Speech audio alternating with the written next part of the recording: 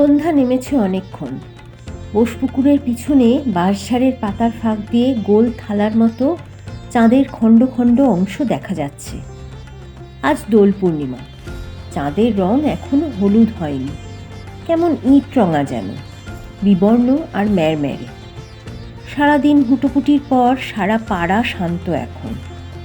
একটু আগেই নগর কীর্তনের দল ফিরে গেছে খোলকর্তাল বাজিয়ে।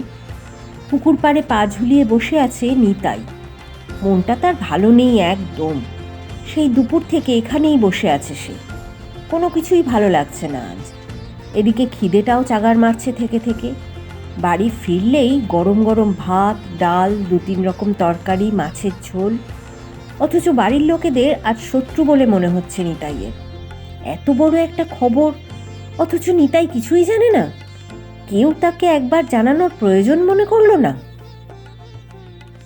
নিতাইরা এই গ্রামের সম্ভ্রান্ত পরিবার। 100 বিঘার উপর ধানি জমি, পুকুর, ধানকল, আমবাগান, কি নেই। ব্যবসাপত্র সব বড়দাই সামলায়। মেজদা পাশের গায়ের স্কুলে মাস্টারি করে। মাইনের টাকায় হাত পড়ে না তার। চাকরির দরকারও কিছু ছিল না, কিন্তু ওই যে বাড়িতে একটা মাস্টার থাকলে গ্রামের লোকের কাছে সম্মান বাড়ে। তাছাড়া পড়াশোনাও করেছে যথেষ্ট, তাহলে চাকরি করবে নাই বা কেন? স্কুলের ম্যানেজিং কমিটির সাথে কথা বলে বাবাই সব ব্যবস্থা করে দিয়ে গেছে। সত্যি বলতে কি, নিতাই চাইলে তারও একটা গতি করে দিতে পারত বাবা।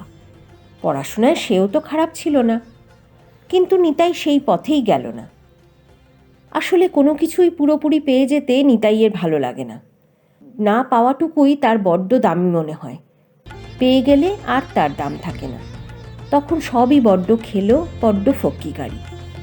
এই যেমন নিতাই খুব ছোটবেলায় একবার বর্ধমান গিয়েছিল, আর সেখানেই সে প্রথম পাকা ছাদের বাড়ি দেখে।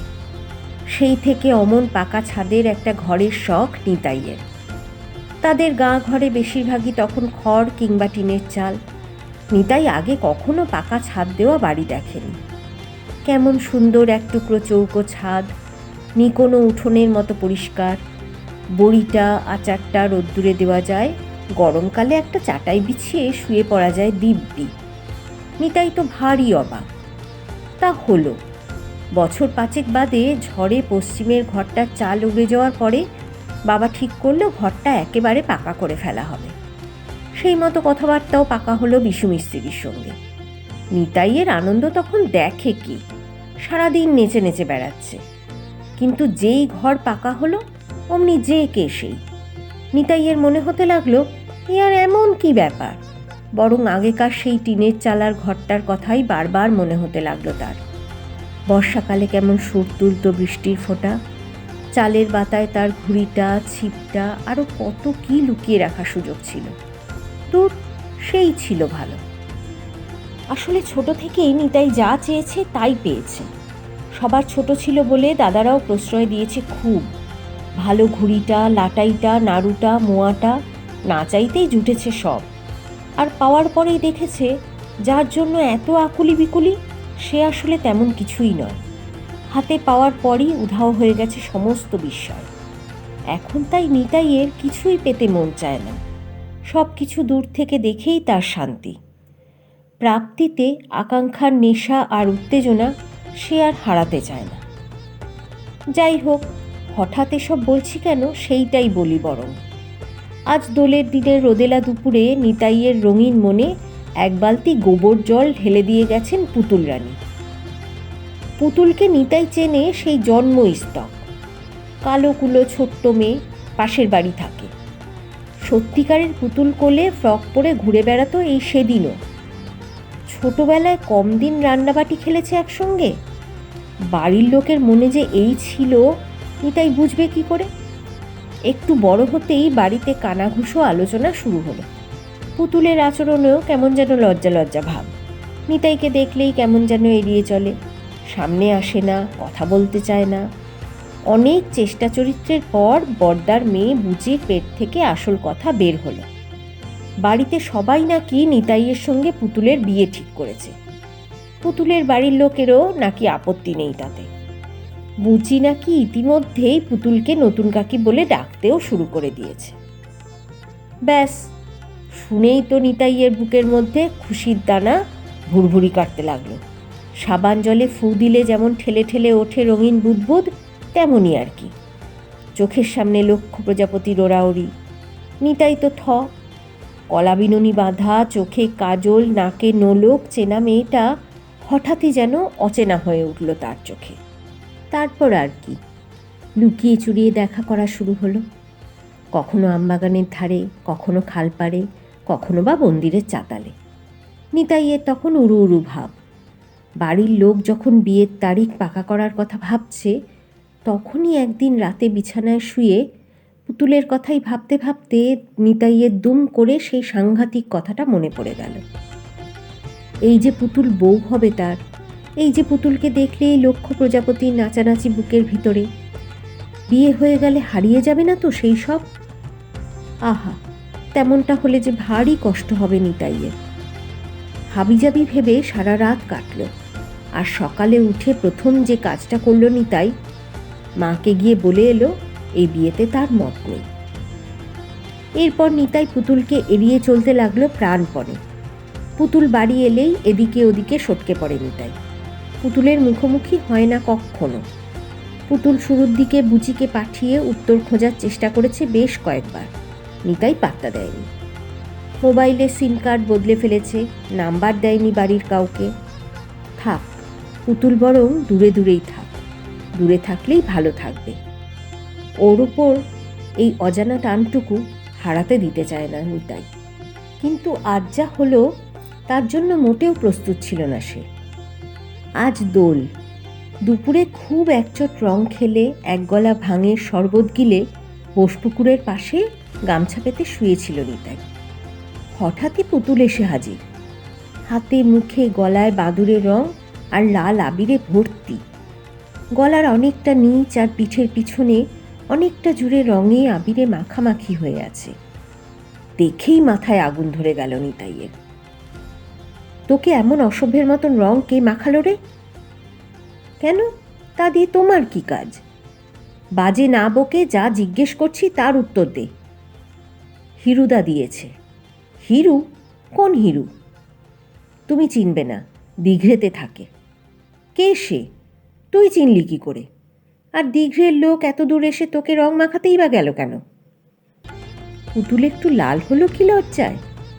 রং মাখা মুখে ভালো করে ঠাওর হয় না। মাথা নিচু করে বলল, হিরুদার সাথে আমার বিয়ে ঠিক হয়েছে, আসছে শ্রাবণে বিয়ে। ঝট করে নেশা কেটে যায় নিতাইয়ের। এ কি কথা শুনল সে? পুতুলের বিয়ে? কোন গ্রামের কোন এক হিরু বউ বানিয়ে নিয়ে যাবে তার পুতুলকে? এও আবার হয় নাকি? এই কথা তো একবারও ভাবেনি নিতাই। সত্যিই তো, সে বিয়েতে না করেছে বলে পুতুল কি আইবুড়ো হয়ে বসে থাকবে নাকি সারা জীবন? ইস, আগে কেন মনে হলো না নিতাইয়ের? নিতাইয়ের বাক্যস্ফূর্তি হয় না। ওদিকে পুতুল ততক্ষণে তাকে পাশ কাটিয়ে চলে গেছে মেয়েদের ঘাটের দিকে নাইতে। সেই থেকে নিতাই এখানেই বসা। সূর্যি ডুবেছে অনেকক্ষণ, মশায় কামড়ে হাত পা ফুলিয়ে দিল। এবার বাড়ি ফিরতেই হয়। নিতাই ধীর পায়ে বাড়ির পথ ধরল। উঠোনের আগল ঠেলতেই বড় বৌদির সাথে দেখা। গরুর জাবনা দিতে গিয়েছিল গোয়াল ঘরে, হাতে ফ্যানের খালি গামলা। ও মা, ছোট ঠাকুরপো, কোথায় ছিলে গো আজ সারাদিন? দুপুরে খেতে এলে না, আমরা তো সব চিন্তায় মরি। অভিমানে গলা বুজে আসতে চায় নিতাইয়ের। ধানাই পানাই করা তার ধাতে সয় না, সরাসরি জিজ্ঞেস করে, বৌদি, পুতুলের নাকি বিয়ে? তুমি জানো কিছু? হ্যাঁ ভাই, শুনছিলুম তো, এই আসছে শ্রাবণেই নাকি। বৌদি, তুমি যেমন করে হোক এই বিয়ে আটকাও। ও মা, খামোখা বিয়ে আটকাতে যাব কেন? তুমি তো ওকে বিয়ে করবে না বলেই দিয়েছ। ও কি তবে সারা জীবন আইবুড়ো হয়ে থাকবে নাকি? বৌদি, আমি ভুল বুঝতে পেরেছি। পুতুলকে না দেখে আমি থাকতেই পারবো না। আমি ওকেই বিয়ে করব, তুমি বাড়িতে কথা বলো। আর তারপর নিজের করে পেয়ে যদি আর ভালো না বাসো? তেমনই কি একটা বলেছিলে না মাকে? কক্ষনো হবে না বৌদি, কথা দিচ্ছি তোমায়। মানুষ কি আর ঘুড়ি লাটাই নাকি রঙিন মার্বেল যে হাতে নিলেই ফুরিয়ে যাবে? বরং যত দিন যাবে ওকে আরও বেশি করে ভালোবাসবো, তুমি দেখো। আচ্ছা, হয়েছে হয়েছে, আর ব্যাখ্যায় কাজ নেই। যাও স্নান করে এসো, আমি এই সবে রাতের রান্না নামিয়েছি। গরম গরম দুটো ভাত খাও, তারপর মাথা ঠান্ডা করে ভেবে দেখি কিভাবে কি করা যায়। শ্রাবণ মাস, গুরু পূর্ণিমা।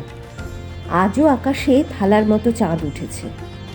নিতাই আর পুতুলের আজ বিয়ে।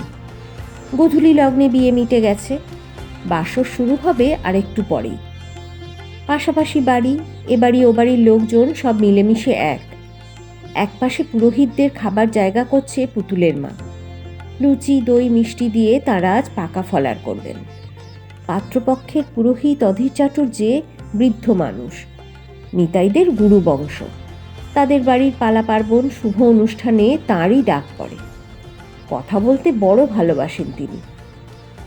বুঝলে বাবা নিতাই, মাঘ মাসে তোমার বড়দা যখন পঞ্জিকা দেখে বিয়ের তারিখ পাকা করতে গেল, তখনই কুষ্টি মিলিয়ে আমি বলেছিলাম, এ যে একেবারে রাজ্যটক মিল। নিতাইয়ের তখন একগাল মাছি।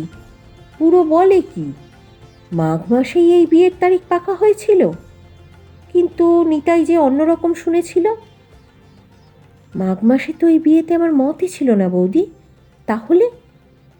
পাশে বসা বড় বৌদিকে ফিসফিসিয়ে জিজ্ঞেস করে নিতাই। সে আর তোমার দাদারা কবেই বা তোমার মত নিয়ে কাজ করেছে।